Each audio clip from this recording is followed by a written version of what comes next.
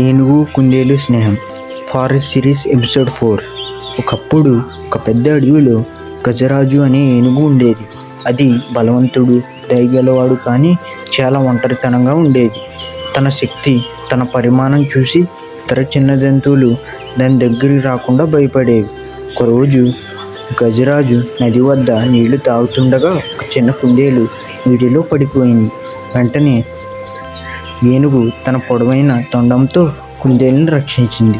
కుందేలు ఆశ్చర్యంతో చూసి, ధన్యవాదాలు గజరాజా, నువ్వెంతో పెద్దవాడి, అంతే పెద్ద మనసు కలువవాడివి అంది.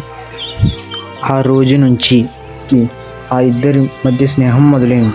కుందేలు చిన్న జంతువులకు కథలు చెప్పేది, ఏనుగు తన బలంతో వాళ్ళకి రక్షణ ఇచ్చేది. అలా ఒక పెద్దవాడు, ఒక చిన్నవాడు అయిన నిజమైన స్నేహం ఎవరితోనైనా కలగొచ్చని అందరికీ ఉదాహరణ అయ్యారు.